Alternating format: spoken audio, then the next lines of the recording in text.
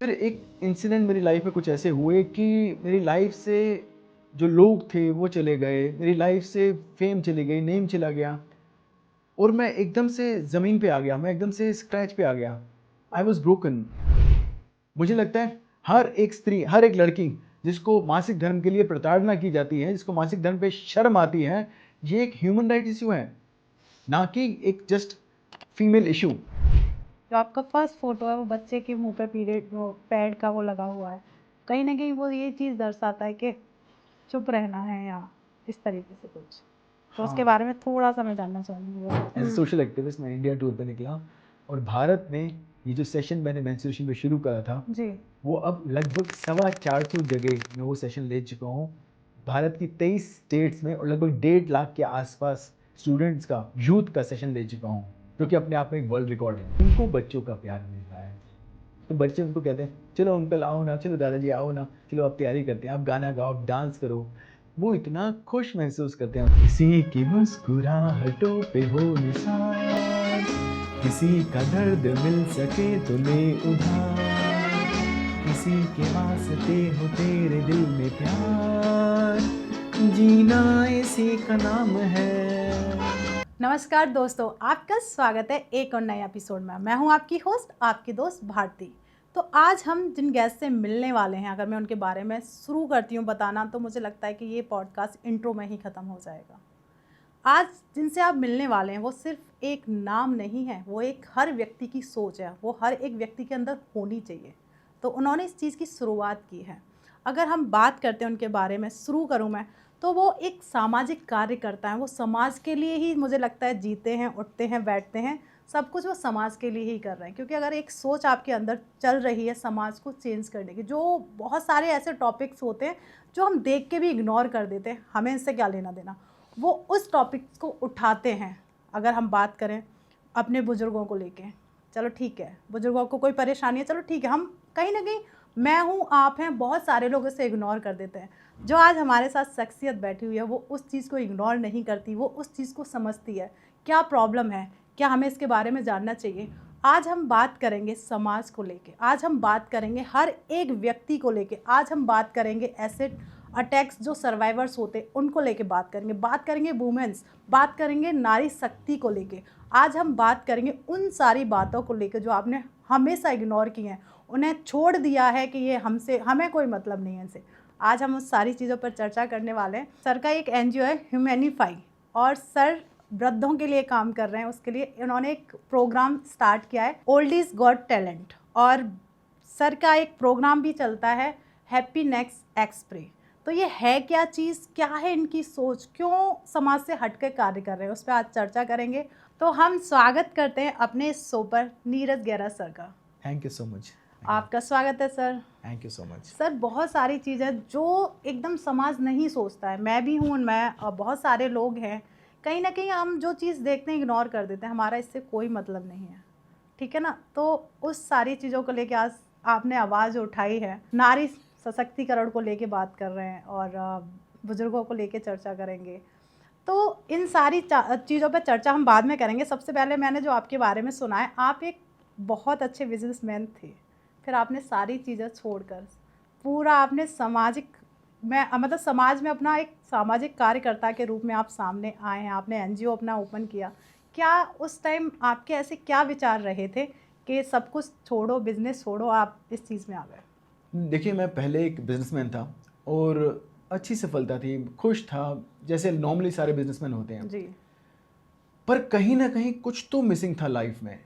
मुझे लग रहा था शायद ये लाइफ जीने में यहाँ नहीं आया, ये 9 to 5 जो भी मैं लाइफ जी रहा हूँ ना, बड़ी मोनोटनस सी लाइफ हो रही थी। मुझे लगा ये लाइफ जीने नहीं आया। फिर एक इंसिडेंट मेरी लाइफ में कुछ ऐसे हुए कि मेरी लाइफ से जो लोग थे वो चले गए, मेरी लाइफ से फेम चली गई, नेम चला गया और मैं एकदम से ज़मीन पे आ गया, मैं एकदम से स्क्रैच पे आ गया। I was broken and then I realised कि या तो अब मैं नए बैसाखियाँ ढूंढूं चलने के लिए, जी। या मैं खुद अपने पाँव पे चल के देखूं कि मैं खुद से चल सकता हूँ, नहीं चल सकता। और मैंने चूज़ किया सेकंड वाला, जो ऑप्शन था वो चूज़ किया। और वो दिन है और आज का दिन है। मुझे लगा नहीं, अब मैं इसी तरीके से लाइफ जीऊँगा। मुझे लगा मैं सिर्फ अपने लिए लाइफ क्यों जीऊँ, मैं समाज के लिए लाइफ जी के देखूँगा। जी। मैं सिर्फ पैसे के लिए लाइफ क्यों जीऊँ, मैं उस चीज़ के लिए लाइफ जीऊँगा जो ज़िंदगी के साथ भी है और ज़िंदगी के बाद भी क्या रहेगा। बात है। So I am very happy in that and I am getting lots of love in this process. बहुत सारा प्यार मिल रहा है, बहुत सारा अपनापन मिल रहा है, बहुत सारा लोगों का साथ मिल रहा है और सबसे ज़्यादा मन की शांति मिल रही है। So I am really happy living this life. क्या बात है। तो सर जैसे अगर हमने स्टार्टिंग में बात की आपकी एनजीओ को लेके, तो जो एनजीओ की जब बात आती है तो लोगों का हमेशा होता है कि लोगों की मदद करना एंड हेल्पफुल, हमेशा उसी चीज़ को लेके बात करते हैं। तो आज हम जानेंगे आपका एनजीओ किस तरीके से बदलाव लेके आ रहा है समाज में। देखो, हमारा एक एनजीओ है जिसका नाम है ह्यूमैनिफाई फाउंडेशन, और ह्यूमैनिफाई फाउंडेशन में बहुत सारे प्रोजेक्ट्स हैं, लेकिन जो मुख्यतः प्रोजेक्ट जिस पे हम काम कर रहे हैं वो एक है नारी सशक्तिकरण पे। जी हम काम कर रहे हैं एक ऐसे इशू के बारे में, पीरियड्स के बारे में, जी जिसके बारे में लोग बात नहीं करते। आपने बताया कि जी, लोग बिल्कुल शर्माते हैं, इग्नोर करते हैं हमेशा इस चीज़ को। इग्नोर करते हैं, हम उस बारे में बात करते हैं। जी और मुझे लगता है मेंटल हेल्थ पे भी हम मेंटल हेल्थ पे भी काम कर रहे हैं। जी मुझे लगता है ये सारे वो विषय हैं जिस पे हमें बात करना चाहिए, मगर हम जितनी बात करनी चाहिए उतनी बात कर नहीं रहे हैं। तो हम एक सेशन चला रहे हैं, हैप्पीनेस एक्सप्रेस के नाम से हम सेशन चला रहे हैं। हम हैप्पीनेस एक्सप्रेस के नाम से सेशन चला रहे हैं, जहां हम अलग अलग स्कूल्स में जाते हैं, कॉलेजेस में जाते हैं और हम उन बच्चों से बात करते हैं। हम बात करते हैं मेंटल हेल्थ के बारे में, हम बात करते हैं पीरियड्स के बारे में, हम बात करते हैं जेंडर सेंसिटाइजेशन के बारे में। जी और जब वो बात होती है तो बच्चे कहते हैं, सर पहली बार इस तरीके से किसी ने बात करी है, पहली बार हम इतना खुश महसूस कर रहे हैं, इतना पॉजिटिव महसूस कर रहे हैं। जी तो जब वो बदलाव देखते हैं, जब वो आनंद में देखते हैं उन बच्चों को, और जब उनको पॉजिटिव होता देखते हैं, जब उनको संवेदनशील होता देखते हैं, तो ऐसा लगता है जैसे जीवन सफल हो गया। So we feel very nice. और इसके अलावा और भी हमारे प्रोजेक्ट्स हैं। हम एल्डरली केयर पे काम करते हैं। हमारा एक प्रोग्राम आता है ओल्ड इज गॉट टैलेंट, उस पर भी हम काम करते हैं। सो जितना हम कर पाते हैं हम उतना काम करते हैं सोसाइटी में बदलाव के लिए। क्या बात है। तो मतलब जो लोग हमेशा, आपने अभी पीरियड्स की बात की, तो कहीं ना कहीं हमें शुरू से ही एक लड़की को जब वो उस टाइम पे होती है उसे बताया जाता है कि भैया है नहीं बताना, पापा हैं घर पे नहीं बताना। उसको समाज के सामने खुलकर बात करना, और एक मेल होने के बावजूद, मतलब आप वो चीज़ कैसे आप लोगों के सामने, मतलब बच्चों के सामने वो सारी चीज़ आप रखते हो, तो वहाँ के जो आसपास का जो माहौल होता है, वहाँ के जो लोग होते हैं, जो सोच तो आप भी अभी इतनी चेंज नहीं हुई है, ये तो आप भी मानते हैं, तो कैसे उस चीज़ को हैंडल करते हैं आप? मुझे लगता है हर एक मेल को इस विषय पे कंफर्टेबल होना चाहिए। और मेल इस विषय पे क्यों नहीं बात करें, मेल पीरियड्स के बारे में, मेंस्ट्रुएशन के बारे में क्यों नहीं बात करें। मैं आज इस दुनिया में हूँ क्योंकि मेरी मदर को पीरियड्स होते थे। मेरी माँ को अगर पीरियड्स ना हुआ करते तो शायद मैं इस दुनिया में नहीं होता, शायद कोई भी व्यक्ति इस दुनिया में ना होता अगर उनकी मदर को पीरियड्स ना हुआ करते। सो जिस सृष्टि का आधार है पीरियड्स, जिस सृष्टि का आधार है मासिक धर्म, हम उस बारे में बात करते हुए शर्माते हैं, घबराते हैं। क्यों? एक मेल इस बारे में क्यों बात नहीं करे? क्यों हमने इस इशू को सिर्फ एक विमेन सेंट्रिक इशू बना दिया है? This is not a women centric issue, this is human right violation issue. बिल्कुल। मुझे लगता है हर एक स्त्री, हर एक लड़की जिसको मासिक धर्म के लिए प्रताड़ना की जाती है, जिसको मासिक धर्म पे शर्म आती है, ये एक ह्यूमन राइट इशू है, ना कि एक जस्ट फीमेल इशू। तो मुझे लगता है जब मेल्स इस बारे में बात करेंगे, एक कोई व्यक्ति बात कर रहा है, मेल बात कर रहा है, तो वो लड़की कंफर्टेबल होगी, वो अपने भाई के साथ बात करने में कंफर्टेबल होगी, वो अपने पिता के साथ बात करने में कंफर्टेबल होगी, जो कि बहुत ज़रूरी है, बहुत ज़्यादा ज़रूरी है। राइट। तो अगर हमने इसके परे जाना है, अगर हमने जो कुरीतियाँ हैं, जो नेगेटिव्स हैं, जो हमारे अलग अलग स्टिग्मा है, शेम है, इसको ख़त्म करना है, तो मुझे लगता है मेल्स को इस इशू पे बात करना चाहिए। मेल्स को और सेंसिटिव होना चाहिए और संवेदनशील होना चाहिए, अपनी बहनों के लिए, अपनी माँओं के लिए, अपनी कज़न्स के लिए, अपनी फ्रेंड्स के लिए, अपनी होने वाली वाइफ के लिए या वाइफ के लिए या अपने बच्चों के लिए। बिल्कुल। अगर मेल्स कंफर्टेबल होंगे तो मुझे लगता है नारी सशक्तिकरण पहले से ज़्यादा अधिक गति से आगे बढ़ेगा। बिल्कुल, आपकी बात काफ़ी अच्छी है, क्योंकि इस चीज़ में कहीं ना कहीं मेल्स को साथ देना चाहिए। पर आपने हमेशा एक चीज़, अगर हम पुरानी चीज़ों को लेके ही चलते हैं, मुझे नहीं लगता ये आपका पार्ट है कि नहीं, बस एक आपने आंसर दिया तो मुझे लगा कि मुझे आपसे ये सवाल पूछना चाहिए कि जब एक लड़की पीरियड से होती है तो उसकी माँ ही उसको कहती है ये अशुद्ध है, आप किचन में नहीं आओगे। तो कहीं ना कहीं एक औरत ही औरत को उस चीज़ के बारे में समझा रही है, तो मेल कैसे उस चीज़ को चेंज कर पाएगा? कहीं ना कहीं पहले हमें लेडीज़ को भी तो चेंज करना पड़ेगा इस चीज़ के लिए। बिल्कुल, मैं बिल्कुल आपकी बात से इत्तेफाक रखता हूँ। ये कहा जाता है जितने भी विमेन राइट इश्यू होते हैं, जितने भी विमेन एम्पावरमेंट इश्यूज़ होते हैं, उसमें जनरली क्या होती है, बैटल होती है, टसल बिटवीन, ऐसा लगता है कि it is between male and female, जबकि बिल्कुल ऐसा नहीं है। It is not between male and female, it is between sensitive people and insensitive people. Right. It is between people who are empowered or people who are not that empowered, people who are illiterate or people who are not that illiterate, people who are aware or people who are not that aware। इसके बारे में है, वो mail भी हो सकते हैं, वो फीमेल भी हो सकती हैं। सो आपने बहुत अच्छा प्रश्न किया कि फीमेल्स ही जब रोकती हैं तो आप एक मेल होके कैसे उसको बदलेंगे। जी। सो मैं इसीलिए अलग अलग स्कूल्स में जाता हूँ, मैं अलग अलग कॉलेजेस में जाता हूँ। मुझे लगता है कि अगर हम वहाँ पे जाकर लड़कियों से बात कर रहे हैं, लड़कों से बात कर रहे हैं, हम पिछली जनरेशन को अगर चेंज कर पाए ना कर पाए, इसकी श्योरिटी नहीं है, लेकिन आने वाली जनरेशन को अगर हमने बदल दिया, क्योंकि वो उस टाइम मोर रिसेप्टिव होते हैं। आने वाली जनरेशन जो है वो मोर रिसेप्टिव है, वो बदलाव के लिए तैयार है। जो पिछली जनरेशन है वो थोड़ा सॉलिडिफाई हो गया, उनके जो इंप्रेशंस हैं वो थोड़ा मजबूत हो गए हैं। सो आने वाली जनरेशन को हम बदल सकते हैं। सो हम कोशिश करते हैं कि उनके राइट्स एंड रॉन्ग ठीक से एस्टेब्लिश कर लें। तो जब हम स्कूल्स में जाते हैं, बच्चे कहते हैं अब तक तो हम ऐसा समझते थे, आपने आके हमारी आंखें खोल दी, thank you so much sir. लड़के आके बोलते हैं कि सर पहली बार पीरियड्स पे सेशन हुआ हमारा, हमें पीरियड्स पे सेशन पे हमें लेके नहीं जाया जाता था, हमें बताया ही नहीं जाता था कि ऐसी कोई सेशन भी होता है जी। आप आए, आपने हमें बताया, thank you so much sir. हमें मुझसे बाद में शेयर करते हैं कि मैंने अपनी मम्मा को अपने बताया, मैंने अपनी सिस्टर के साथ बात करी और मेरी मम्मा ने कहा कि आप अब पहले एक बच्चे थे, अब आप एक जेंटलमैन बन गए हो।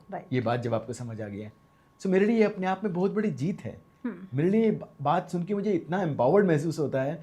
मुझे लगता है शायद इंडिया के जितने स्कूल्स हैं, जितने कॉलेजेस हैं, मैं वहाँ पहुँचूँ, हर एक यूथ से बात करूँ, हर एक यूथ के ग्रुप से बात करूँ और बदलाव करूँ उनमें। क्या बात है। ऐसी सोच मुझे लगता है हर एक मेल के अंदर होनी चाहिए, हर एक व्यक्ति के अंदर होनी चाहिए, हर एक वुमेन्स के अंदर होनी चाहिए कि बदलाव बहुत ज़रूरी है। तो जैसे जब आप सेशंस लेते हैं तो वहाँ जो बच्चियाँ, मैं तो सबसे पहले मैं बच्चियों को ही लूँगी कि वो छोटे जो बच्चे आते हैं, कहीं ना कहीं आपसे बात करने में वो कतराते हैं या आपसे खुलकर बात करते हैं?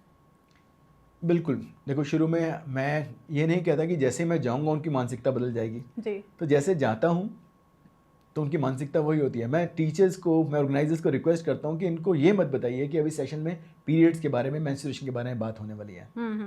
क्योंकि जैसे ही उनको ये पता चलेगा वो थोड़े से कम रिसेप्टिव हो जाते हैं, थोड़ा सा शर्मा जाते हैं, अपने शेल में चले जाते हैं।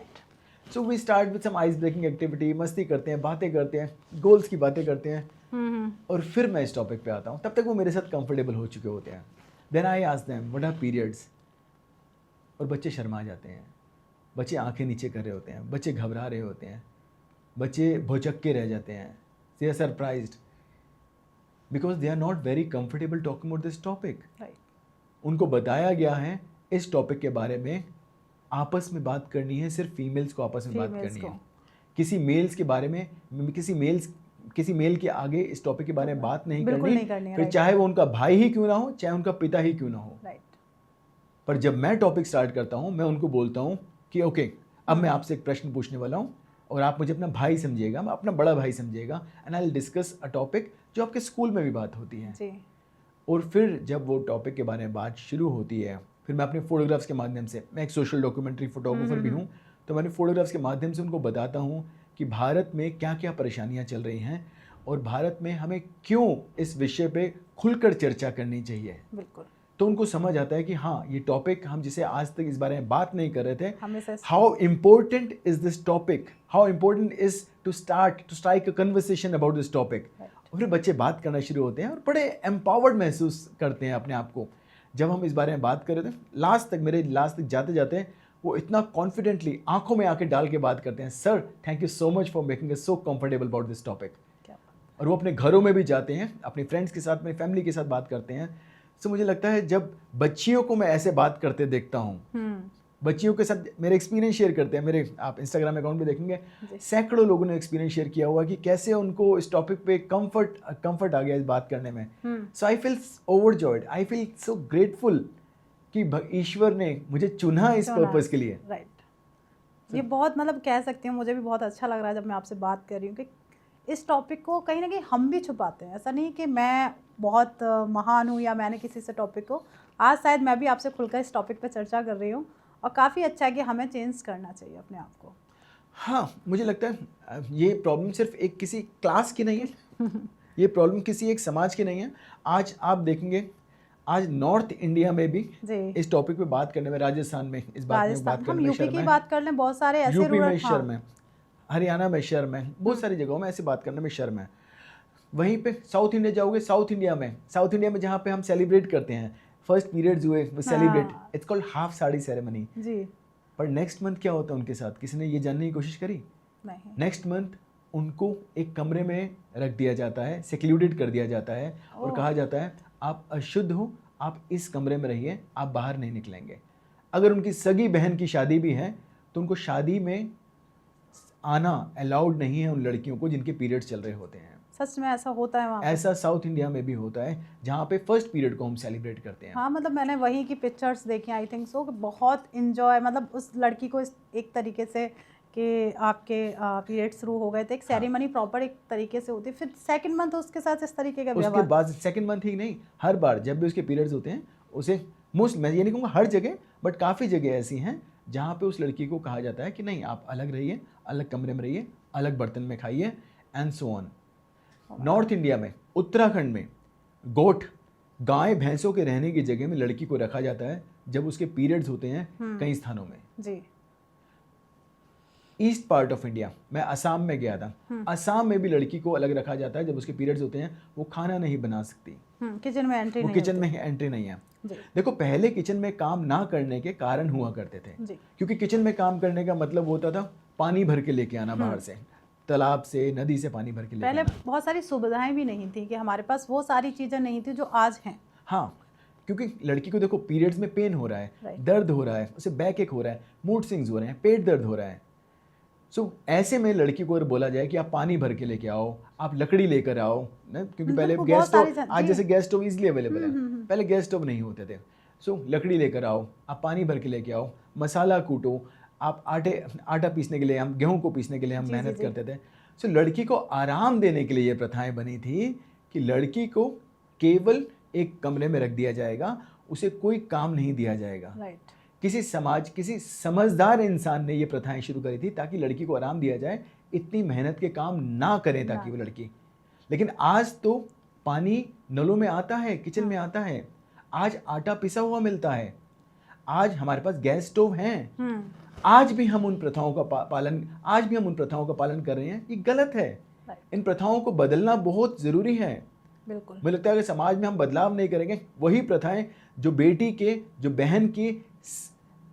बहन के प्रति सेंसिटिव होने के लिए बनाई गई थी, संवेदनशील होने के लिए बनाई गई थी, आज वही प्रथाएं उनके पाँव की बेड़ियां बदल गई हैं। बिल्कुल, तो छोड़ो कल की बातें, कल की बात पुरानी, नए दौर में लिखेंगे मिलकर नई कहानी। राइट, क्या बात है नीरज जी, आपकी जो सोच है ना, सलूट ऐसे है कि आप इस तरीके से समाज के लिए और बच्चियों के लिए सोच रहे हैं और हम जैसे लोगों की सोच चेंज कर रहे हैं। तो नीरज सर, मैंने थोड़ा सा आपके ऊपर रिसर्च किया है। अगर मैं आपकी फ़ोटोज़ की सीरीज़ के बारे में, जब मैंने वो सीरीज़ देखी ना, तो मेरे ना रोंगटे खड़े हो गए। एसिड अटैक्स पे आपकी सीरीज़, ओ माय गॉड। अगर बात करूँ पीरियड्स की, और जो ब्लाइंड्स कपल को लेके आपकी सीरीज़ है, मतलब इस तरीके से, मतलब आपने वो सीरीज़ बनाई है समाज में चेंज लाने के लिए, कैसे, हाउ? देखिए, मैं एक फोटोग्राफर था और मेरे अंदर का जो एक सामाजिक कार्यकर्ता है, वो हमेशा यही खोजता रहता है कि मेरे अंदर जो भी स्किल है, मैं उससे समाज में कैसे बदलाव लेकर आ सकता हूँ। मुझे लगता है स्किल जो देने वाला है, सो उसने शायद इसलिए दिया है कि मैं समाज में बदलाव करूँ। जी, मैं पहले एक फ़ोटोग्राफर था, सो मैं नॉर्मल जो भी फ़ोटोग्राफी होती है तो मैं वो करता था। बट मुझे लगा कि I want to do some more meaningful work, इससे भी मैं कैसे बदलाव कर सकता हूँ समाज में, मुझे वो लगा। सो फिर मैंने एक सीरीज़ पे काम करना शुरू किया, एसिड अटैक सर्वाइवर्स पे। जी, वो आज एसिड अटैक सर्वाइवर्स जिनको हाशिए पे रख दिया गया है, जिनके बारे में कोई बात नहीं करता, और कई लोग तो ऐसे हैं, मोस्टली समाज में ऐसे हैं, जो उनको अपने ऑफिस में लाने को तैयार नहीं है, आप उनके साथ बैठने को तैयार नहीं है। वो कहते हैं नहीं, उनको उनके साथ बैठकर उनको देखकर डर लगता है। डर लगता है, राइट। उनकी तो सोचिए, फोटोज को कहीं ना कहीं लोग स्किप भी कर देते हैं, शायद नहीं देखना हमारी चाहते। मैंने जब फोटो सीरीज लगाई तो देयर वर अराउंड 40 फोटोग्राफ्स। तो कम से कम ऐसे 8 से 10 ग्रुप्स आए, या जिन्होंने मुझे ये कहा कि सर 4 या 5 फोटोग्राफ या 6-7 फोटोग्राफ देखने के बाद जिन्होंने मुझे ये कहा हम इससे आगे नहीं देख सकते, आई एम एक्सट्रीमली सॉरी।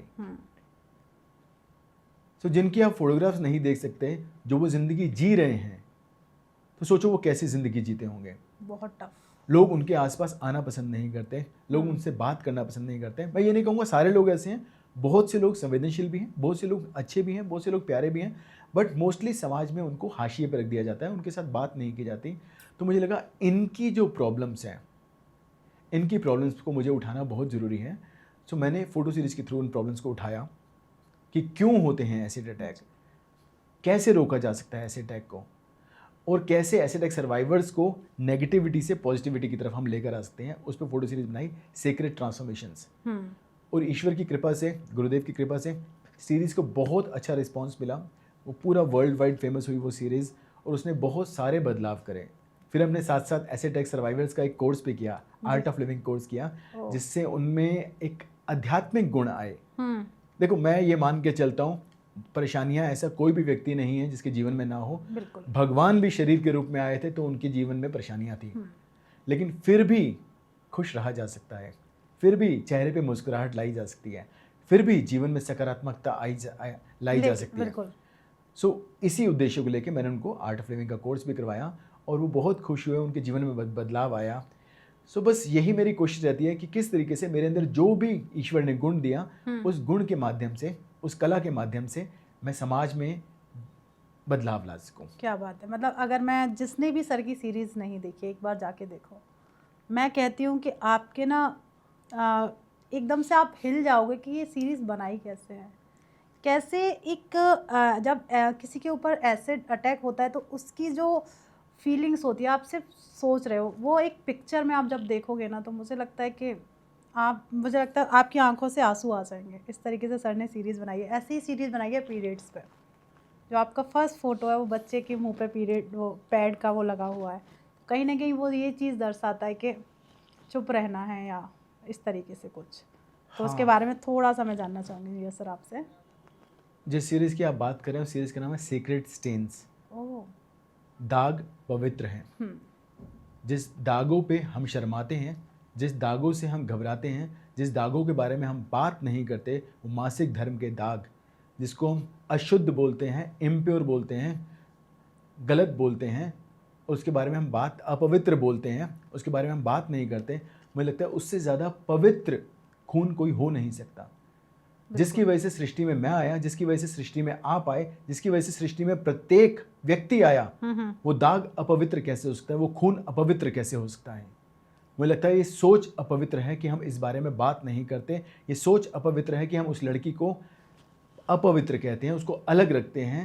तो मुझे इस सोच में काम करना था, तो इसलिए हमने एक सीरीज़ बनाई सीक्रेट स्टेन्स के नाम से, और जिसमें पीरियड से रिलेटेड जितनी प्रॉब्लम्स हैं, जितने भी इश्यूज़ हैं, उन सारे इश्यूज़ को हमने एड्रेस किया, जितने इश्यूज़ को हम एड्रेस कर सकते थे, और उनका सॉल्यूशन निकाला। और उस सीरीज़ को भी बहुत अच्छा रिस्पांस मिला। जिस फोटो की आप बात कर रहे हैं वो BBC के फ्रंट पेज पे आई थी, BBC के जो ना फ्रंट पेज पे आई थी, UK में, USA में, और बहुत सारे न्यूज़पेपर्स में आई है, नेशनल, इंटरनेशनल, और जिसके लिए बहुत सारा मुझे एप्रिसिएशन मिला। अलग अलग प्लेटफॉर्म्स पे वो आई, और उससे भी बहुत ज़्यादा बदलाव हुआ। उस सीरीज़ को देख के लोगों की मानसिकता में बदलाव हुआ। देखो, मैं ये नहीं कह सकता कि ओवरनाइट कुछ चेंज हो जाएगा, नहीं इतना। अगर मैं कहती चंद लोगों की भी अगर सोच चेंज हो रही है तो स्टार्टिंग है। बिल्कुल, यही मेरी भी मानसिकता है। अगर हम 5 लोगों की सोच चेंज कर रहे हैं तो हो सकता है वो 5 लोग 5 लोगों की और करें। बिल्कुल, यही मेरी भी मानसिकता है कि जोत से जोत जलाते चलो। आप जितने लोगों के जीवन में सकारात्मकता लेके जा सकते हो, आप जितने लोगों के जीवन में सोशल ट्रांसफॉर्मेशन लेकर आ सकते हो, आप लेकर आओ। वही आगे आपका माध्यम बनेंगे, वही आगे बदलाव करेंगे, वही समाज को बदलेंगे। और पता नहीं, जिनसे हम बात करें वो कल के अन्ना हजारे निकल जाएं, वो कल के गांधी निकल जाएं, वो कल के भगत सिंह निकल जाएं, और समाज में ऐसा बदलाव करें कि शायद दुनिया उनका नाम लेकर उनकी वजह से समाज में बदलाव हो जाए, पूरे भारत में, पूरे विश्व में बदलाव हो जाए। क्या बात है, हो सकता है कि आपने जो सफ़र शुरू किया है मे बी श्योर ऐसे आपको लोग मिलते जाएं कि वो आगे आपकी इस जर्नी को आगे तक लेके जाएं। अगर हम बात करते हैं इसी जर्नी को आपने फ़ोटोग्राफी में बहुत कुछ लोगों को समझाया और बदलाव भी किए, उसके सॉल्यूशंस भी दिए। तो इतना आसान नहीं होगा कि आपने बस सीरीज़ बना दी और लोगों को चेंज कर दिया। बहुत सारे चैलेंज भी आपके सामने आए होंगे। हाँ, बहुत सुंदर क्वेश्चन है आपका। बहुत सारे चैलेंजेस आए होंगे। लोग सफलता देखते हैं, लोग सफलता के पीछे का प्रयास नहीं देखते। बिल्कुल। जो मैंने एसिड अटैक वाली सीरीज़ बनाई थी, वो सीरीज़ बनाने में मुझे 2.5 साल लगे। Oh my God. ना बहुत मुश्किल था एसिड अटैक सर्वाइवर्स को रेडी करना, उनको उन तक पहुंचना, उनको रेडी करना, फिर जिस तरीके से मुझे शूट करवाने हैं उसमें उनकी हेल्प लेना। पर फॉर्चुनेटली वो सीरीज़ पूरी हुई।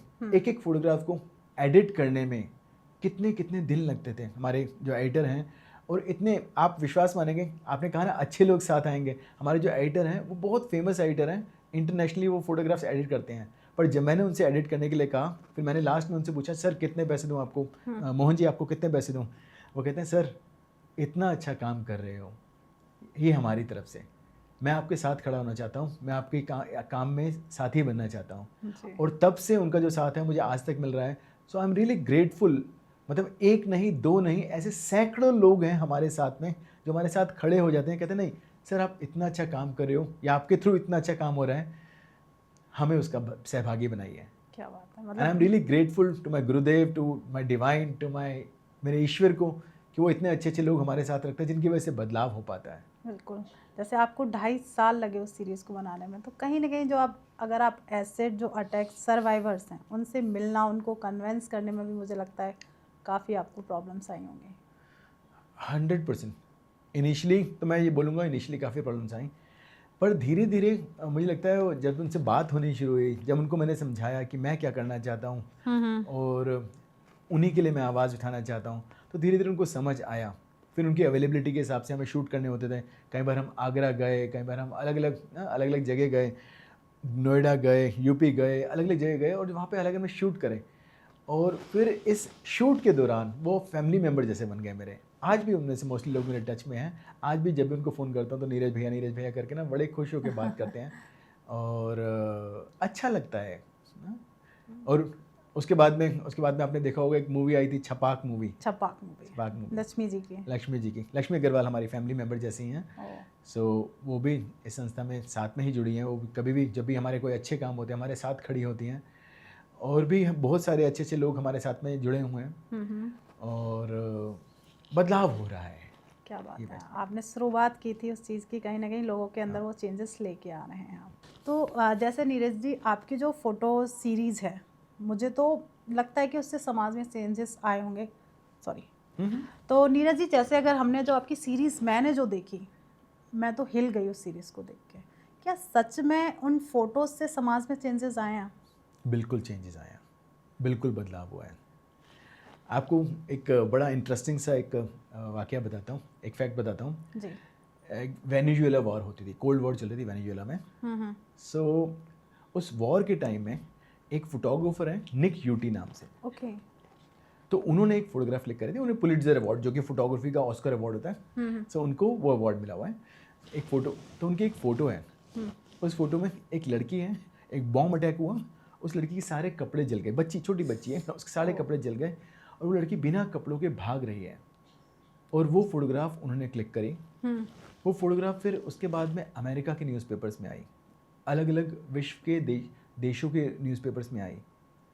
उस फोटोग्राफ्स के माध्यम से, वजह से बहुत सारे जो लोग हैं वो सड़कों पे उतर गए। उन्होंने कहा इस युद्ध को बंद करो, इस युद्ध में इतना नुकसान हो रहा है, इतने लोगों को, इतना ह्यूमन राइट वायलेशन हो रही है, क्यों चल रहा है युद्ध। और ऐसा कहा जाता है उस फोटोग्राफ की वजह से इतना समाज में बदलाव आया, लोगों की मानसिकता में बदलाव आया, जो देश के नेता हैं उनकी मानसिकता में बदलाव आया कि वो युद्ध रुक गया। उसका बहुत बड़ा रोल था उस फोटोग्राफ का। सो मुझे लगता है हमारे अंदर कोई भी कला है, हम उस कला के माध्यम से समाज में, देश में, विश्व में बदलाव ला सकते हैं। अगर मैं अपनी ही फ़ोटो सीरीज़ की बात करूं, सो एक मैंने फ़ोटो सीरीज़ करी थी, उसमें एक लड़की है प्रमोदनी नाम से। ओके। तो प्रमोदनी की लव स्टोरी थी, तो वो उसका एक लवर था, उसकी लव स्टोरी के बारे में कर रहे थे।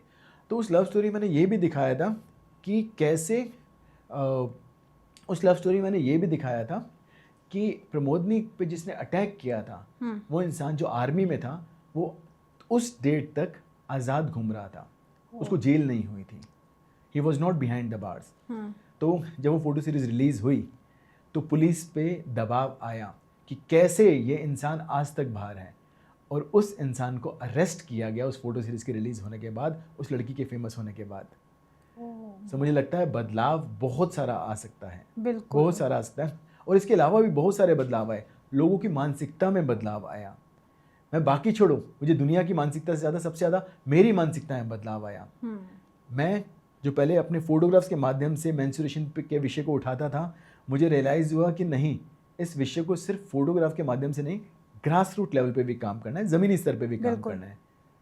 और उसके बाद में मैं सेशंस लेना शुरू हुआ, अपनी फोटोग्राफ्स अलग अलग जगह जाके दिखाता हूँ, लोगों को स्कूल्स में जाता हूँ, कॉलेजेस में जाता हूँ, कम्युनिटीज़ में जाता हूँ, और जब उनके भीतर मैं बदलाव महसूस करता हूँ, जब वो चेतना जो उनकी खिल जाती है, जब वो उनकी कॉन्फिडेंस देखता हूँ, तो मुझे लगता है कि मैं और ज़्यादा काम करूँ। फिर मैं इंडिया टूर पे निकला, एज ए सोशल एक्टिविस्ट मैं इंडिया टूर पे निकला, और भारत में ये जो सेशन मैंने मेंस्ट्रुएशन पे शुरू करा था जी, वो अब लगभग 450 जगह मैं वो सेशन ले चुका हूँ, भारत की 23 स्टेट्स में, और लगभग 1.5 लाख के आसपास स्टूडेंट्स का, यूथ का सेशन ले चुका हूँ, जो कि अपने आप में एक वर्ल्ड रिकॉर्ड है। सो मुझे लगता है मेरे अंदर कितना बदलाव आया उस फोटो सीरीज़ के माध्यम से, और ऐसे कितने ही नीरज गेरा होंगे, ऐसे कितने ही लोग होंगे जिनके जीवन में बदलाव आया होगा, शायद मेरे सामने आए या मेरे सामने नहीं आए, जी, पर बदलाव जरूर आ रहा है। बिल्कुल। जो मतलब आपने बताया, जो लव स्टोरी वाली आप बता रहे हैं सीरीज़, मतलब सीरीज़ के बाद उस व्यक्ति को अरेस्ट किया गया। जी हाँ, तो यही तो बदलाव है।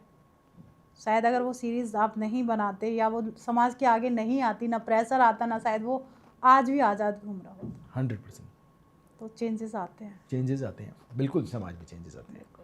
मैंने आपका एक और प्रोग्राम बहुत ज़्यादा जो फेमस है, मेरे भी काफ़ी दिल के काफ़ी करीब, जब वो वर्ड आता है ना, ओल्ड इज़ गोट टैलेंट।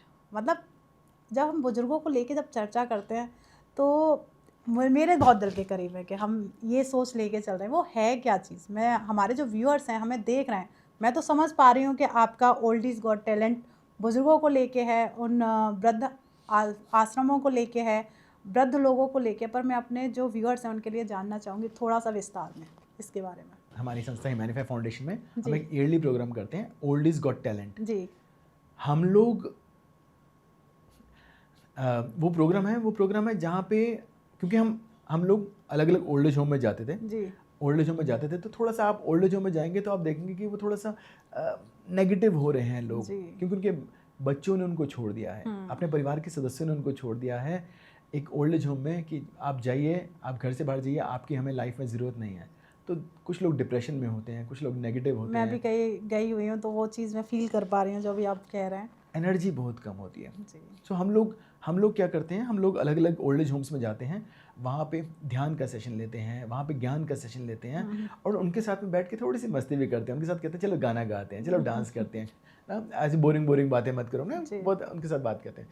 सो जब मैंने उनको देखा कि जब वो गाना गा रहे होते हैं, जब वो डांस कर रहे होते हैं, एकदम बच्चे बन जाते हैं। तो उनको ऐसा बच्चा मैंने देख के ना, मुझे रियलाइज़ हुआ कि क्यों नहीं इनका कोई ऐसा प्रोग्राम करते हैं जहाँ पे अलग अलग ओल्ड एज होम से लोग आएँ और वहाँ पे गाना गाएं, डांस करें, ऐसा उनका एक कंपटीशन करते हैं। जी, जी, जी। सो इसी उद्देश्य को लेकर हमने एक प्रोग्राम करा, ओल्ड इज़ गॉट टैलेंट, जो कि हम हर वाह! साल करते हैं।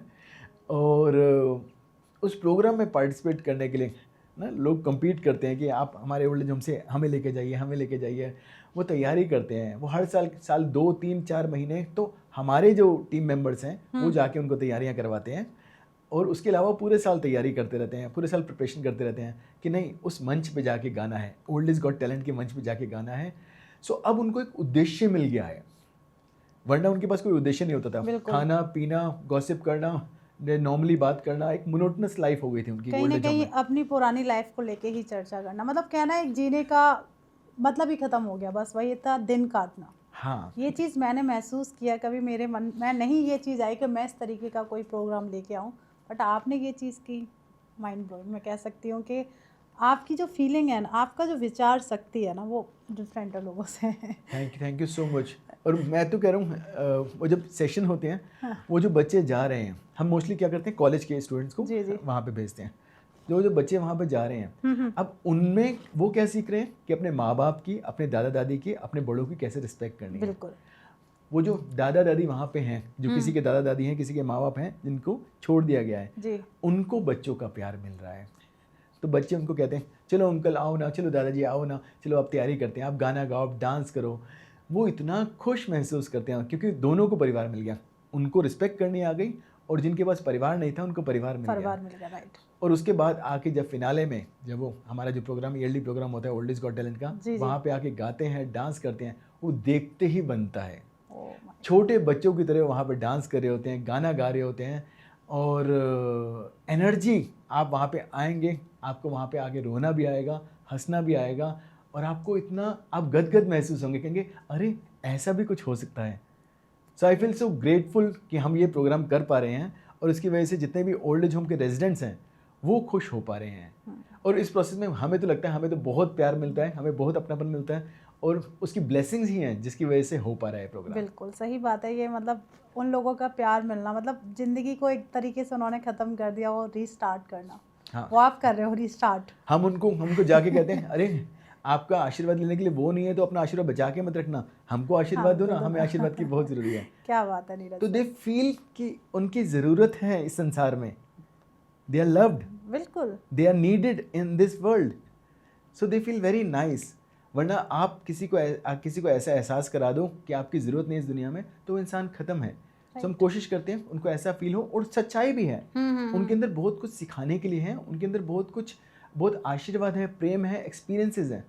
तो हम उनके एक्सपीरियंसेस का भी फ़ायदा उठाते हैं, और ये प्रोग्राम भी करते हैं, बहुत आशीर्वाद मिलता है हमें। क्या बात है, मतलब कह सकते हैं कि हर एक चेहरे पे स्माइल लेके आ रहे हैं आप। कोशिश जारी है। ऐसे ही आप करते रहिए और लोगों का सपोर्ट मिलता रहे। और सबसे पहले मैं चाहूँगी कुछ अपने फ़ोटोज़ या तो लोग जाके सर्च कर लेंगे, आपको ढूंढेंगे ही, पर मैं चाहूँगी कि हम इस पॉडकास्ट के माध्यम से कुछ ऐसी इमेजेस, ऐसे फ़ोटोज़ जो हमारे वृद्ध आश्रम से, ओल्ड एज होम से हैं, आप प्लीज़ शेयर ज़रूर करिएगा। मैं बिल्कुल, जब भी ये पॉडकास्ट रिलीज़ होगा उससे पहले मैं आपको वो फ़ोटो सीरीज़ आपको शेयर कर दूंगा, जो ओल्ड एज होम में भी करी है और जो ओल्ड एज गॉट टैलेंट के दौरान भी खींची है। बिल्कुल, मुझे लगता है हर एक व्यक्ति को खुश रहने का हक है।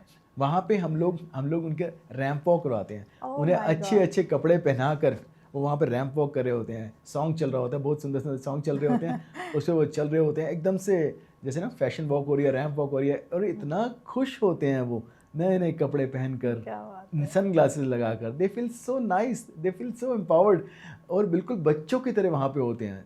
सो देख के ही मतलब हमारे तो ऐसा लगता है कि जीवन सफल हो गया। आपको देख के मुझे भी वो चीज़ फील हो रही है। लग रहा है कि अभी आप वही सारी चीज़ें सोच रहे हैं, वो सारे थॉट्स जो आप करते हैं, जो फैशन शो है, आई थिंक वो सारी चीज़ अभी आपके माइंड में चल रही है, तो मैं भी वो चीज़ फील कर पा रही हूँ। तो नीरज जी, जैसे आपके अकॉर्डिंग, आप तो जितने भी ओल्ड एज होम हैं उनमें जाके आप लोगों की मदद कर रहे हैं, लोग आपके साथ कनेक्ट भी हो रहे हैं, आपकी समाज जो आपकी NGOs के साथ लोग कनेक्ट हो रहे हैं। क्या आपको सच में लगता है ओल्ड एज होम होने चाहिए, वृद्धाश्रम होने चाहिए? आपकी सोच क्या है? बिल्कुल नहीं होना चाहिए वृद्धाश्रम इस संसार में। ये बहुत ही दुख की बात है कि इस संसार में वृद्ध आश्रम एग्जिस्ट करते हैं। ये बहुत ही दुख की बात है कि ऐसे बच्चे एग्जिस्ट करते हैं जो अपने माँ बाप को छोड़ देते हैं, और उनकी वजह से उनके माँ बाप को वृद्ध आश्रम में आके रहना पड़ता है। ये एक समाज की नाकामयाबी है, ये एक परिवार की नाकामयाबी है कि बच्चे ऐसा काम कर रहे हैं, और बहुत ही दुख की बात है कि अगर ये काम हो रहा है तो मुझे लगता है ओल्ड एज होम होने ही नहीं चाहिए। हमारा समाज ऐसा होना चाहिए जहाँ पे हम वृद्ध लोगों को उतनी ही रिस्पेक्ट करें जो वो डिज़र्व करते हैं। मगर सैडली जब तक वो रिस्पेक्ट हम नहीं दे पा रहे, जब तक ऐसी परिस्थिति है कि वो घर पे नहीं रह पा रहे, उनको घर से निकाल दिया गया है, तब ओल्ड एज होम तब ज़रूरी हो जाते हैं, ताकि उनको कोई स्थान मिले, कोई रहने की जगह मिले जहाँ पे वो अपनी बचा हुआ जीवन खुशी से बिता पाएँ। बिल्कुल। सो मुझे लगता है ये एक समाज की नाकामयाबी है कि वृद्ध आश्रम एग्जिस्ट करते हैं। बिल्कुल। हर तरफ हम, स्पेशली नवरात्रे चल रहे हैं, हर तरफ हम जय माता दी सुनते हैं, और फिर एक माँ वृद्ध आश्रम में आ जाती है। तो इससे बड़ी नाकामयाबी क्या होगी समाज की? इससे बड़ा आई वुड से दोगलापन क्या होगा समाज का, कि घर पे माँ लक्ष्मी की पूजा करते हैं, घर पे माँ काली की पूजा करते हैं और अपनी ही माँ को वृद्धाश्रम छोड़ाते हैं। वृद्धाश्रम छुड़ाते हैं, बिल्कुल सही बात है ये नीरज सर। क्यों ना कहीं अगर बात भी करें, मैं एस्ट्रोलॉजिकल भी मैं हूँ, एस्ट्रोलॉजर हूँ, तो लोग अपने ग्रहों को ठीक करने के लिए पता नहीं क्या क्या करते हैं। अगर मैं कहती हूँ माँ बाप की सेवा कर लो तो आपके सारे ग्रह ठीक हो जाते बिल्कुल हैं। सुंदर, बिल्कुल अच्छी बात बोली आपने। आपके सारे ग्रह ठीक हो जाएंगे। आपके ग्रह में, घर में अगर शांति होगी, आनंद होगा, आपके परिवार के एक एक सदस्य को, आपके बड़ों को, आपकी वाइफ को, आपके बच्चों को, आपके हस्बैंड को, हर एक व्यक्ति को खुशी से जीने का हक है और वो उसे मिलना चाहिए। बिल्कुल। जिन माँ बाप ने आपकी उंगली पकड़कर आपको चलना सिखाया, आज उनके कदम लड़खड़ा रहे हैं, तो आप उनका साथ छोड़ देते हैं, ये दुख की बात है, बहुत सैड है ज़्यादा। ये। तो मुझे लगता है इस समय उनको आपकी सबसे ज़्यादा ज़रूरत है। मैं ये भी मानने को तैयार हूँ, अगर आपके माँ बाप की वजह से आपकी वाइफ के साथ या आपके परिवार की सदस्य के साथ कुछ प्रॉब्लम है, तो क्या आप कहीं और रख के उनको, अगर मजबूरी भी है तो कहीं और रख के आप उनके फाइनेंसिस का ध्यान रखिए, उनके खाने पीने का ध्यान रखिए। बिल्कुल।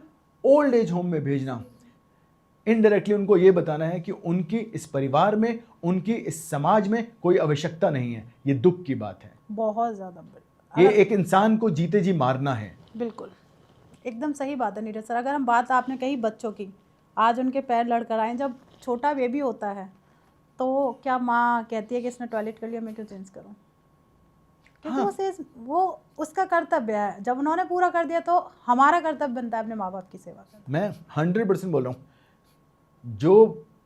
जो हस्बैंड वाइफ, जो बच्चे आज अपने माँ बाप को वृद्ध आश्रम में पहुंचा रहे हैं, उस कर्म के जो खेल होता है ना, बड़े विचित्र होते हैं। याद रखना, आपका बच्चा वही देख रहा है, वही देख रहा, और वही करेगा। कल, बिल्कुल, और कल आप भी किसी न किसी वृद्ध आश्रम में बैठे होंगे और आप ये गिला नहीं कर पाएंगे, आप ये शिकायत नहीं कर पाएंगे कि आप वृद्धाश्रम में क्यों, आपके बच्चों ने आपके साथ ऐसा क्यों किया, क्योंकि आपने गलत कर्म किए थे और आपके कर्मों का फल आपको आज नहीं तो कल जरूर मिलेगा। बिल्कुल, ये फैक्ट है, एकदम सही। आप नीरज सर, आपने ये बहुत अच्छा कदम उठाया है कि लोगों समाज में चेंजेस लेके आ रहे हैं। मुझे लगता है कि कुछ लोग चेंज हुए होंगे। आपकी जंग जारी है, आप इस तरीके से लड़ते रहिए, लोगों को, समाज को चेंज करते रहिए। अगर मैं बात करूँ नीरज सर आपकी फ्यूचर की, आपने क्या सोचा है, क्या प्लानिंग की है, किस तरीके से और चेंजेस लेके आने वाले हैं समाज में? देखो, कुछ शॉर्ट टर्म प्लानिंग तो मेरी होती रहती है, हाँ। पर लॉन्ग टर्म मेरी कोई प्लानिंग नहीं होती। I live moment bye moment. जैसी जैसी मुझे लगता है कि मेरी ज़रूरत आ रही है, जैसे जैसे मुझे लगता है कि समाज को मेरी कहाँ कहाँ ज़रूरत आ रही है, या मैं कितना यूज़फुल हो सकता हूँ सोसाइटी के लिए, सो मैं हो जाता हूँ। और जितना हो सकेगा मेरे से, जितना मेरी लिमिटेड क्षमता है, मैं चाहूँगा उस लिमिटेड क्षमता में समाज में जितना बदलाव मैं ला सकता हूँ उतना बदलाव लेकर आऊँ। वो कहते हैं ना, मंजिलें तो मिल ही जाएंगी चाहे थोड़ा भटक कर ही सही, मंजिलें तो मिल ही जाएंगी चाहे थोड़ा भटक कर ही सही, गुमराह तो वो हैं जो रास्तों पे निकले ही नहीं। क्या बात है। तो मुझे तो रास्ता मिल गया है, मुझे खुद में बदलाव का रास्ता मिल गया है, मुझे समाज में बदलाव का रास्ता मिल गया है। तो आज नहीं तो कल, कल नहीं तो परसों उन मंजिलों पे हम पहुंचेंगे ज़रूर। व्हाट मैटर्स मोस्ट इज हम चलना शुरू हो गए हैं। बिल्कुल सही। सो बाकी तो उसकी लीला है, वो कहाँ पहुंचाता है, वो क्या मेरे से काम करवाना चाहता है। So I am available for that. क्या बात है। तो नीरज सर, एक और सवाल मैं आपसे जानना चाहूँगी। थोड़ा सा मुझे लगता है कि आपके इस फील्ड से थोड़ा सा अलग हो सकता है, शायद लोगों को लगे कि ये सवाल क्यों पूछा। अगर ओल्ड एज होम की हम बात ही कर रहे हैं, पहले तो नहीं होने चाहिए, अगर हैं तो उनके अंदर क्या फैसिलिटीज़ होनी चाहिए जिससे हमारे जो बुजुर्ग हैं वहाँ अपनी लाइफ अच्छे से जी पाए? देखो, मेरा तो सपना है एक ओल्ड एज होम खोलने का, मेरा सच में सपना है। Same sir. भगवान ने, वैसे मैं चाहूँगा, सबसे पहले तो चाहूँगा कि हर बच्चा, हर परिवार में ऐसा माहौल होना चाहिए कि ओल्ड एज होम खोलने की ज़रूरत भी ना हो। फिर भी अगर ओल्ड एज होम खुलें तो मैं भी चाहूँगा मैं एक ऐसा ओल्ड एज होम खोलूँ जहाँ पे वो खुश हैं, जहाँ पे वो रो नहीं रहे, जहाँ पे परेशान नहीं है। सबसे पहले मैं उनकी मेंटल हेल्थ पे काम करना चाहूँगा। मैं ये नहीं चाहूँगा कि बाहर के लोग आ रहे हैं उनको खुशियाँ दे रहे हैं। मैं वहाँ पे ऐसा माहौल क्रिएट करना चाहूँगा कि वो उनको देख के, उनसे मिल के, उनकी पॉजिटिविटी देख के, उनकी सकारात्मकता देख के जो बाहर से लोग आ रहे हैं वो एलिवेट होके जा रहे हैं, वो पहले से ज़्यादा खुश होके जा रहे हैं, वो पहले से ज़्यादा एम्पावर्ड होके जा रहे हैं। सो मैं चाहूँगा उस ओल्ड एज होम में सारी सुविधाएं होनी चाहिए जो कि इस एज में लोगों को चाहिए, वो सारी सुविधाएं होनी चाहिए। उनके रूम्स अच्छे होने चाहिए, उनके खान पान का न्यूट्रिशन सब कुछ होना चाहिए उनके पास। और मैं तो चाहूँगा देखो ऐसा एक दिन ऐसा भी होना चाहिए कि जैसे कुछ लोग ऑर्फनेज में रहते हैं, कुछ लोग ओल्ड एज होम में रहते हैं। जो ऑर्फनेज में रहते हैं उनके पास माँ बाप नहीं है, दादा दादी नहीं है जी जो ओल्ड एज होम में रहते हैं उनके पास बच्चे नहीं हैं, पोते पोतियाँ नहीं हैं, दोते दोतियाँ नहीं हैं। जी सो ऐसा कुछ हो जाए कि दोनों साथ साथ हो जाए और दोनों एक दूसरे का ध्यान रखें, दोनों एक दूसरे के पूरक बन जाए, जी जो जिनकी ज़रूरत है उनका ध्यान रखें। क्या बात। सो मैं ऐसा कुछ करना चाहता हूँ और आई एम वेरी श्योर कि आज नहीं तो कल एक दिन ऐसा ज़रूर हो पाएगा मेरी ज़िंदगी में। और ऐसा एक ओल्ड एज होम खुलेगा मेरी बिल्कुल लाइफ। होगा बिल्कुल होगा ये एक दिन। एक क्या मैं आपके पॉडकास्ट में एक अपनी भी एक स्टोरी बिल्कुल शेयर करें, साझा कर सकती हूँ? ये आपका भी पॉडकास्ट है। नहीं एक्चुअली मैं बस Please. आपसे परमिशन है प्लीज़। तो ऐसे ही मैं मुझे भी बहुत अच्छा लगता है, मैं ओल्ड एज होम जाती हूँ कई सारे।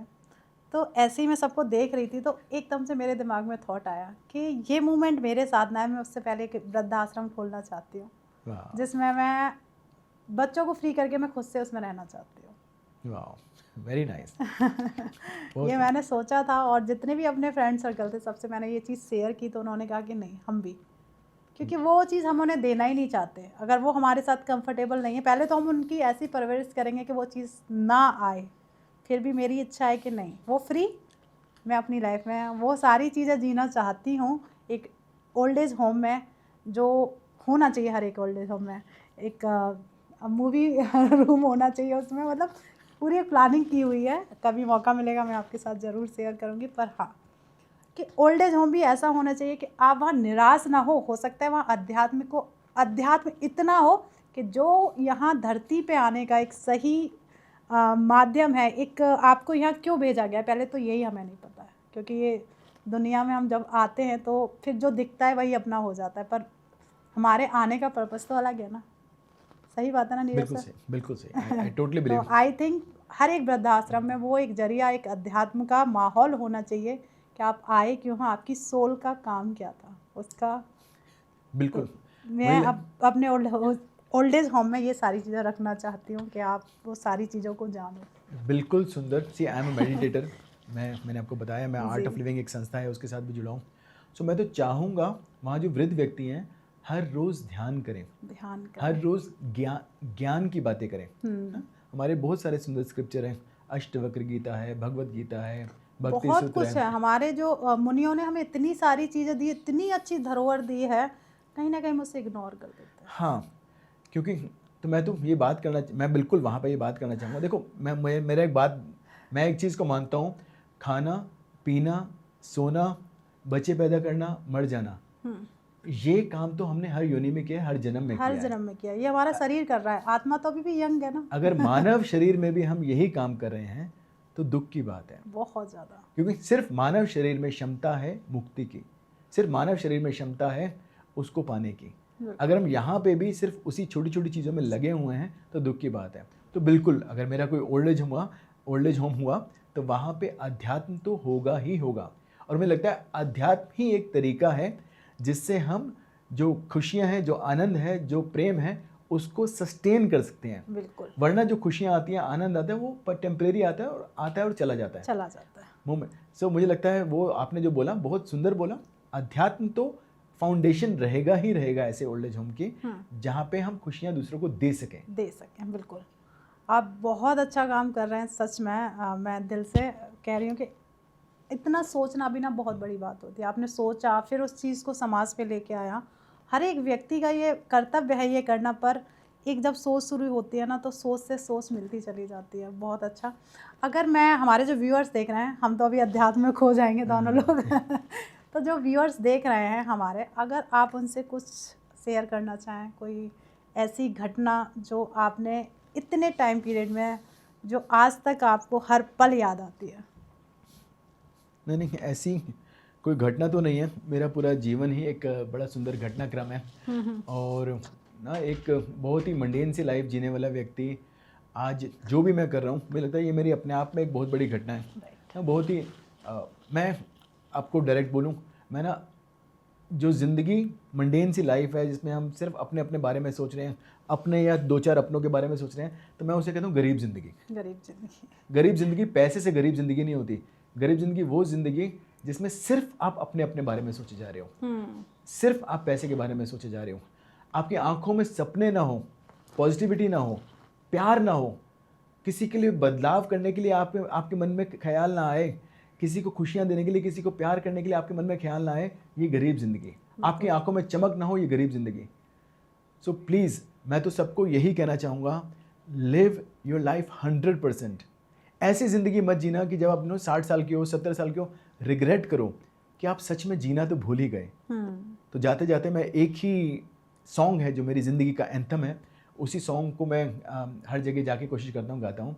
तो मेरी आवाज़ अच्छी नहीं है पर मैं दिल से ज़रूर उस गाने को गाऊँगा। जी जी कहते हैं बिल्कुल। किसी की मुस्कुराहटों पे हो निसार, किसी का दर्द मिल सके तो ले उधार, किसी के वास्ते हो तेरे दिल में प्यार, जीना इसी का नाम है।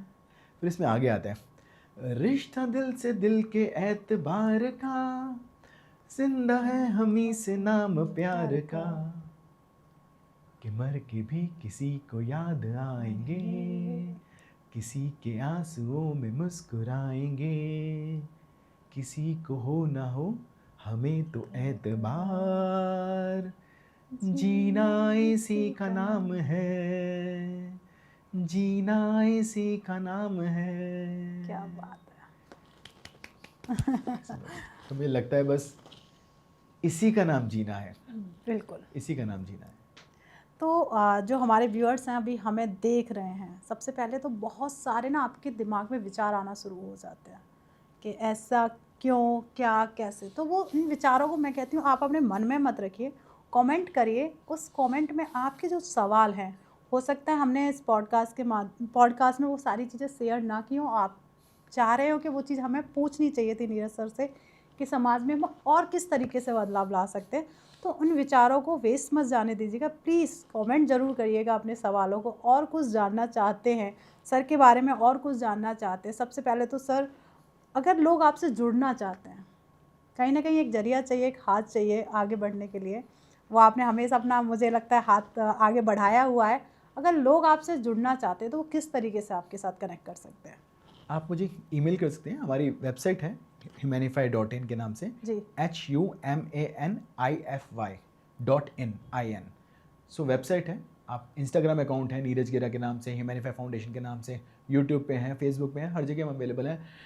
मैं सबको यही बोलना चाहूँगा कि हर व्यक्ति के जीवन में एक बुद्धा है, हर व्यक्ति के जीवन में एक क्रांतिकारी है, हर व्यक्ति के जीवन में वो जो भी, मतलब आप बेस्ट जो समझ सकते हैं ना, जो भी आपको लगता है जो आपके जीवन का उद्देश्य है वो है, जिसको आप आइडलाइज करते हैं वो है।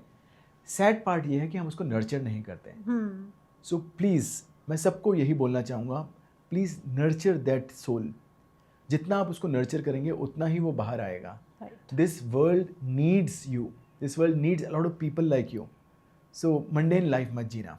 आई can help you in attaining the best version of you. So please come forward और समाज में भी बदलाव करिए, और जहाँ जहाँ मेरी ज़रूरत है आई एम अवेलेबल। बिल्कुल। तो सर की सारी डिटेल्स हम स्क्रीन पर डाल रहे हैं, बाकी आप डिस्क्रिप्शन में जाके आप चेक कर लीजिए। और मुझे लगता है नीरज सर से हर एक व्यक्ति को जुड़ना चाहिए अगर समाज में चेंजेस लाना चाहते हो अपनी लाइफ में। मैं कहती हूँ पहले अपने आप को जानो कि हम आए क्यों हैं, हमें अपनी लाइफ में क्या चेंजेस करने। तो मुझे लगता है आपको नीरज सर से जुड़ना चाहिए, उनके बारे में थोड़े रिसर्च करो ना, जाओ ना, फ्री हो, स्क्रॉल ही तो कर रहे हो, वो मत करिए, नीरज सर के बारे में जानिए, समाज में किस तरीके से चेंजेस लाने हैं उसके बारे में जानिए। और प्लीज़ ये पॉडकास्ट ज़्यादा से ज़्यादा लोगों के साथ शेयर कर दीजिए, क्योंकि ये पॉडकास्ट तो मुझे लगता है हर एक व्यक्ति को सुनना चाहिए, क्योंकि ये घटना आपके आसपास, आप भी इन्हीं घटनाओं से जुड़े हुए हैं। तो हर एक व्यक्ति के साथ शेयर करिए, हो सके अपनी फ्रेंड्स, फैमिली, सबके साथ बैठ के ज़रूर इस पॉडकास्ट को सुनिएगा, क्योंकि ये हमारी लाइफ है, हम इसे जी रहे हैं। और प्लीज़ लाइक कर दीजिएगा और चैनल को सब्सक्राइब करना मत भूलिएगा, क्योंकि हर एक एपिसोड आपकी लाइफ को चेंज करता है। तो मिलते हैं एक नए एपिसोड में, जब तक आप अपने घर में स्वस्थ रहिए, मस्त रहिए। जय श्री राधे राधे राधे। राधे राधे।